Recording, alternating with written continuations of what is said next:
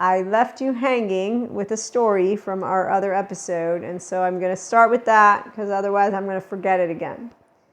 The story I was trying to tell you all, because we were talking about how to know when love knocks at your door or if it's not love, and the difference for those of us who have a whole inner child and we get to be in the absence of fearing and or feeling inadequate at all times, not just sometimes, okay? Because we have emotional, mental conversations. So when you are a person who's building genuine relationships, they can be romantic, they can be friendships, and so this is the part of where your host though, and mentor, and content creator, and all of these beautiful words. I am a person who loves more than one human being in more than a friendly way, okay? So the polyamory community, come on over.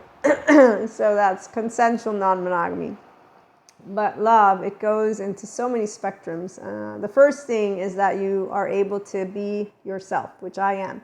And so you can pour your heart out, you can be crying, all of those beautiful moments, because it's a beautiful moment when you share intimacy, okay? And so even if people don't end up choosing each other, that's why moving beyond the concept of the one, moving beyond loving one. So for my journey, it involves my twin flames and my soulmates and me being in the mystic plane. Other people, they're simply in the I want to be a person who loves freely, for my polyamory crew.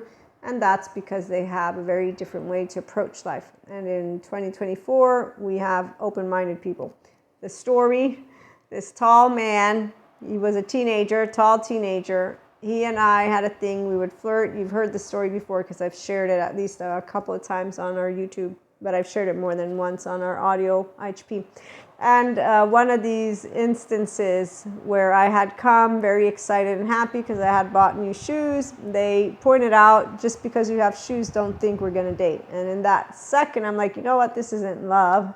This is an asshole. I didn't curse at the time, but I'm going to curse now. And then I said, well, who cares? We're having fun. He's funny. I'm laughing and I'm smiling. So, whatever. But I knew instinctively, meaning my right and my left, who were like, okay, he's an asshole. But not in a way of actively casting a stone. I learned how not to this is the feeling. So when I learned of using the words good and bad with intent, I removed the intent and I removed the words completely because, see, I try to. I know I probably use those words more than I would want to, but what I'm saying is I don't organize things in good or bad. I organize things and I'm living in the moment. Okay, so that's a side note. And if you are curious to live in your prefrontal cortex, come on over for personal development and self-help. And if you want to say, I want to do it, I want life now, then you can go to the Zen master who tells you got laundry. Emotionally aware and self-aware, emotionally accountable and self-accountable, emotionally regulating and self-regulating. That's what a functional adult wants to do. So you want to do more of being yourself. Okay, so when you don't fear inadequacy, and then you have Jesus to look up to, and God who taught you how to be humble and how to be unconditionally loving, and nothing ever changed for me, integrity is straightforward. When I hear the words angels and demons, I, as a 5D mystic, know that every person is an angel. And if they get home to their inner child with good therapy, all of them can be heaven in their bodies because they can get into their prefrontal cortex, like I'm in my prefrontal cortex. And this is where I don't make up shit for my butt, but I know there are plenty of people who lack education. So we leave them alone, as the Reiki masters leave alone the theologians who have decided to make Reiki into evil energy. Tarot is something that I learned was something considered evil. Still, I'm thinking, wow, really? You want to revisit things because it's a different era, but then again we have different communities that don't allow their children to go to hospitals, right? So that's the part of where if you're a person who is aware of there being different states of consciousness and people who are choosing based on their belief and they're deciding that that belief is a truth, okay, I will say that it's humorous to say the least that somebody who is of a spirituality nature in any way, shape, or form will talk about anyone who is in spirituality in a way that compares them. But I'm a person who is open-minded because I have what is called no fear of inadequacy, and therefore my left chit-chats and my right is here, and I'm like, that's an inconsistency. If you believe in anything beyond sciences, automatically you're all in the same boat. Sciences all in the same boat, and then the true smart people, we bring them both together. Sciences and spirituality, which is why we don't say they're confusing each other. No, they're actually supporting. It's called they complement, like the feminine and masculine, the divine feminine and the divine masculine. Your body and mind, somatic, you can have harmony. Come for personal development seriously. I call this one the masculine and this one the feminine, and then that's just the way that I'm wording it. I can explain it all, but we all have our own feminine and masculine energy, and then we will have our counterparts.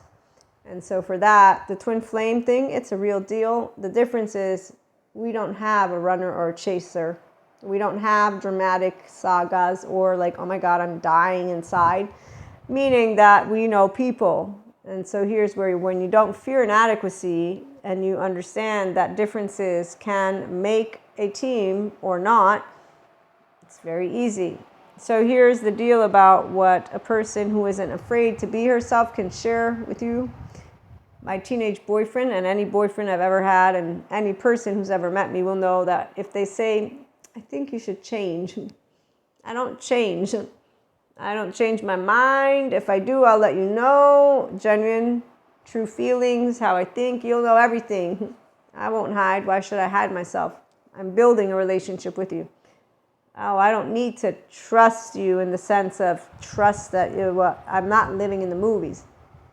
It's a relationship. You're a bonus in my life. I'm a bonus in your life. So we both can keep living in the absence of each other. I don't understand the equation of trust in the way that others present it. Now remember, as a 44-year-old woman, I've had those experiences. I have twin flames. And so that's the part of where the left mode, though, isn't used to ruminate, because I don't ruminate, and my emotions, they get processed by my heart. And when you do not fear inadequacy, somebody can say, no, you're not the one. As you say, you're the one for me, forever, never, never. No, sorry. Now, sometimes they don't say it to your face. They don't say it behind your back either.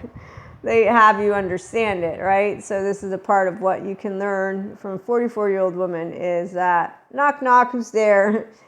I have flowers. Cool.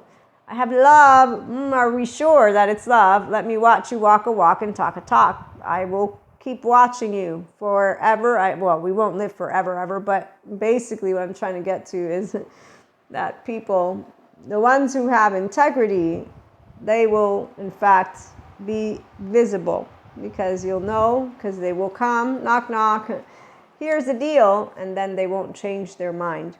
If they change their mind, it's not because of you being inadequate.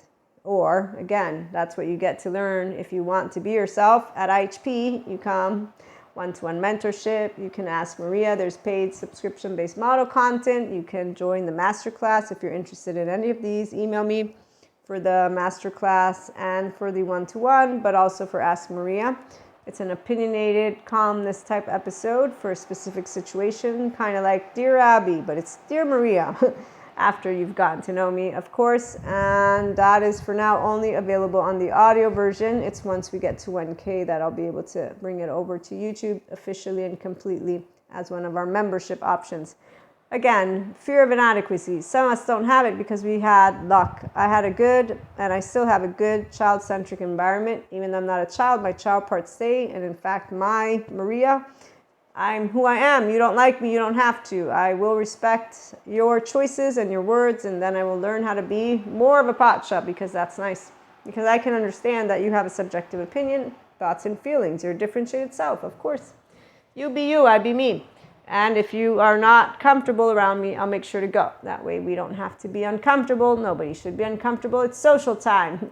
And when we're doing serious business, well, that's professional time. And when we're doing anything else around the globe, that's where we get to choose how to use our 2 hands and our 2 feet to make the world a better place. And one by one, we can heal trauma. And those are the relationships that are healthy, self-worth, unconsciously loving. So being yourself with each other is genuine, trust, and feelings. Tune in.